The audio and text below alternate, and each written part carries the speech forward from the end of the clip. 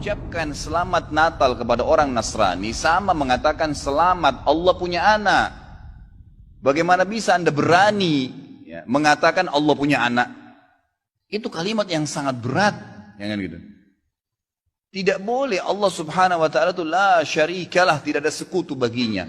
Lam yalid wa lam yulad, tidak beranak dan tidak diperanakkan. Dan Allah subhanahu wa ta'ala telah mengkafirkan orang-orang Nasrani dalam surah Al-Ma'idah. A'udzubillahi minasyaitonirrajim, laqad kafara alladziina qalu innallaha tsalitsu tsalatsa. Allah telah telah kafir orang-orang Nasrani yang mengatakan trinitas. Nggak boleh. Ngucapin selamat berarti selamat atas keyakinan kalian yang Allah sudah cap mereka kafir dengan itu. Bagaimana bisa dikatakan untuk menjaga hubungan dengan mereka?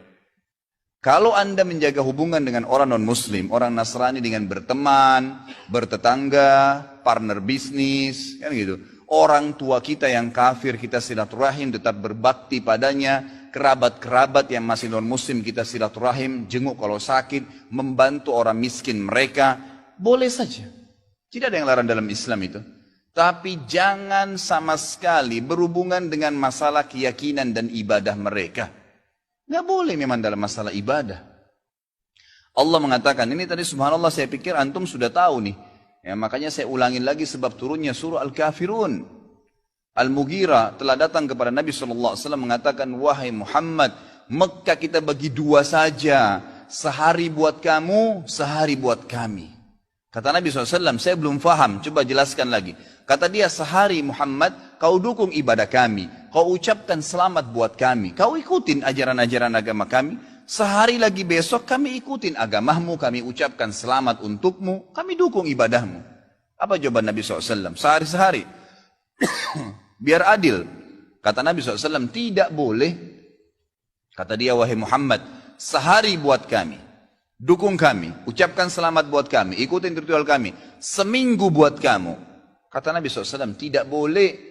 Muhammad, sehari buat kami, sebulan buat kamu. Tidak boleh. Sehari Muhammad buat kami, setahun buat kamu. Tidak boleh, kata Nabi SAW. Terakhir, hai Muhammad. Sehari buat kami, seumur hidup buat kamu.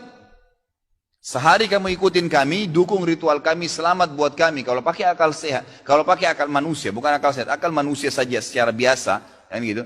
Kita pikir, oh lebih baik sehari kita ikutin orang kafir, dukung saja, ucapin selamat sama dia, selesai. Seumur hidup akan masuk Islam. Apa jawaban Nabi SAW? Tidak boleh. Lalu Jibril AS datang pada saat itu langsung membawa surah Al-Kafirun. A'udzubillahi minasyaitonirrajim. Qul ya ayyuhal kafirun. Katakan kepada orang-orang kafir. Orang kafir ini semua yang tidak syahadat.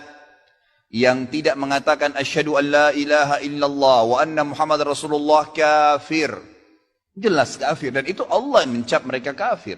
Gitu kan? Kafir artinya tidak beriman kepada Allah subhanahu wa ta'ala. Orang Nasrani aja mengkafirkan Yahudi kok.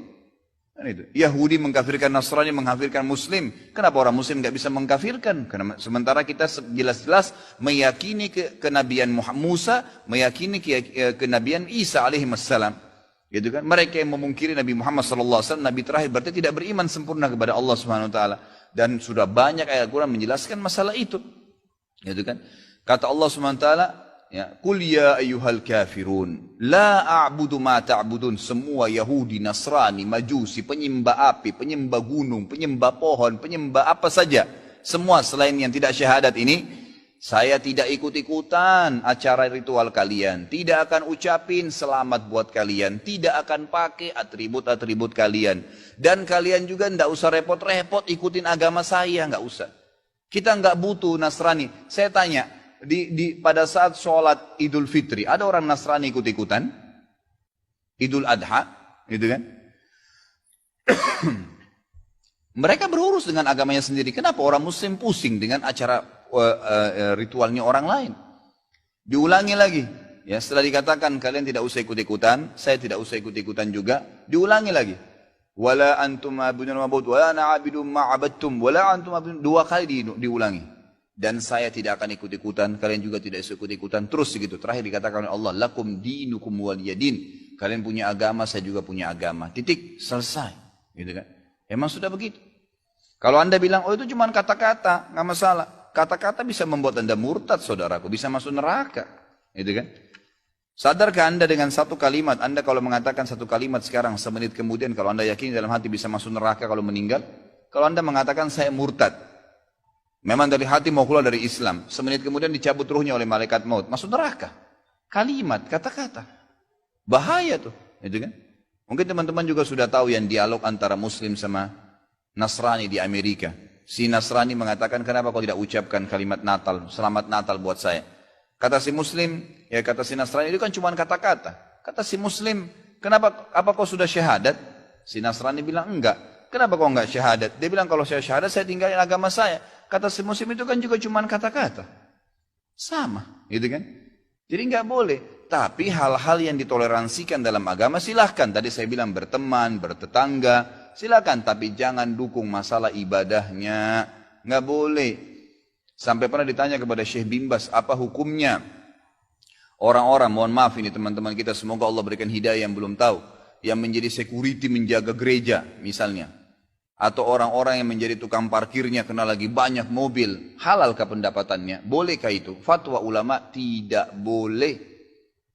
Karena ada hadis Nabi SAW yang berbunyi, kalau ahli kitab, khusus Yahudi dan Nasrani terutama, kalau mereka sedang beribadah di tempat ibadah mereka, jauhilah. Karena laknat Allah sedang turun. Hadis Nabi SAW. Kenapa nggak bisa cari rezeki di tempat lain? Subhanallah. Rezeki itu sudah dibagi oleh Allah SWT. Hati-hati saudaraku, gitu kan? Jadi orang yang mengatakan seperti ini karena tidak paham agama. Bagaimana bisa dia mengatakan Tuhan punya anak? Gitu kan? Jadi tidak boleh sama sekali ikhwah. Yang nggak boleh. Jadi kita harus tahu mana yang boleh dan mana yang tidak boleh. Dan Anda wajib ingkar mungkar. Ingatkan apa yang saya sampaikan tadi. Kalau juga dia tidak mau dengar, selesai, gugur kewajiban Anda.